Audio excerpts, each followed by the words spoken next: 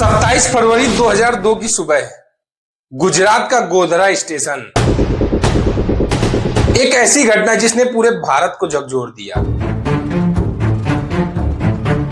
Car सेवकों से भरी हुई साबरमती एक्सप्रेस, जिसकी एक बोगी में आग लगी और 59 लोगों की जान चली। घटना थी गोधरा कांड,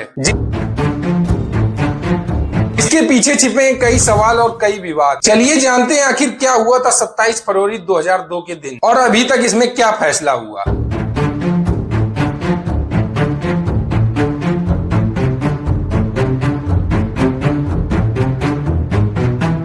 6 दिसंबर 1992 को बाबरी मस्जिद ढहाए जाने के बाद राम जन्मभूमि आंदोलन बहुत तेज हो गया। साल 2002 जनवरी में विश्व हिंदू परिषद अयोध्या में एक बड़ा कार्यक्रम रखा और बताया गया इस कार्यक्रम में रामलला के मंदिर के लिए शिला पूजन और पुनर्निर्माण अभियान शुरू किया जाए। इसी कार्यक्रम के लिए देश के अलग अलग हिस्सों से हजारों की संख्या में कार सेवक अयोध्या पहुंचे। इन्हीं कार सेवकों में से जो गुजरात से आए हुए कार सेवक, वो सभी साबरमती एक्सप्रेस से वापस घर जा रहे। इस ट्रेन में लगभग 2000 लोग सवार थे, जिनमें ज्यादातर कार सेवक। अयोध्या से चलकर ट्रेन 27 फरवरी की सुबह लगभग 7:43 पर गोधरा स्टेशन पहुंची। गोधरा स्टेशन पर जब ट्रेन रुकी हुई थी तो कुछ कार सेवकों और स्थानीय वेंडरों के बीच झगड़ा होता है। इसके बाद ट्रेन जैसे ही गोधरा स्टेशन से निकलती है तो लगभग 1 किलोमीटर दूर सिग्नल फाटक के पास ट्रेन रुक जाती। ट्रेन रुकने का कारण था चेन को खींचना। वहां पर कुछ भीड़ पहले से इकट्ठा थी और इस ट्रेन की S6 बोगी में पत्थरबाजी शुरू हो जाती। इसी S6 बोगी में अधिकतर कार सेवक थे। पत्थरबाजी के कारण ट्रेन में बैठे लोग खिड़की और दरवाजों को बंद कर लेते, जिसके बाद ट्रेन की इसी S6 बोगी में आग लगती है और 59 लोगों की जान चली जाती, जिसमें 27 महिलाएं, 10 बच्चे और 22 पुरुष थे। जैसे ही यह घटना हुई, यह खबर जंगल की आग की तरह फैल गई। गुजरात में गुस्सा फूटा और कहा गया कि यह आग एक साजिश, लेकिन विपक्षी नेताओं ने इसे एक दुर्घटना बताया और यहीं से यह विवाद शुरू होता है कि यह हादसा था या सुनियोजित हमला। इसके तुरंत बाद ही पुलिस ने बड़ी संख्या में गिरफ्तारियां। पुलिस ने जांच के आधार पर बताया कि यह सोची समझी साजिश, और पुलिस ने यह भी बताया कि भीड़ ने पेट्रोल डालकर आग लगाई। लेकिन विपक्षी दलों ने इस जाँच को गलत बताया और गुजरात सरकार पर उंगली उठाई, जिसके बाद ही गुजरात सरकार ने साल 2002 में ही इस घटना की जांच के लिए नानावटी आयोग। इस आयोग में जस्टिस GT नानावटी और जस्टिस KG शाह थे। नानावटी आयोग ने बताया कि यह हमला पूर्व नियोजित था और इसमें स्थानीय मुस्लिम समुदाय के कुछ लोगों ने हमला किया। आयोग ने जांच के आधार पर बताया कि ट्रेन को 2-3 बार चेन पुलिंग कर रोका गया और ट्रेन जहां पर रुकी वहां पहले से ही लगभग 2000 लोग मौजूद। भीड़ ने S6 कोच में पत्थरबाजी की और फिर पेट्रोल डालकर बोगी को आग लगाया गया और लोग बाहर न निकल पाए, इसके लिए बोगी के दरवाजों को बाहर से बंद कर दिया गया। जहां से पेट्रोल खरीदा गया, उस पेट्रोल पंप के मालिक ने कुछ लोगों द्वारा अधिक मात्रा में पेट्रोल ले जाने की पुष्टि, लेकिन इस रिपोर्ट को गुजरात सरकार के फेवर में माना गया और विपक्षी नेताओं ने इसकी निष्पक्षता पर सवाल उठाए। केंद्र और राज्य में एक ही सरकार होने की वजह से केंद्र सरकार ने अलग से कोई जांच नहीं करा। लेकिन साल 2004 आता है और आती है UPA की सरकार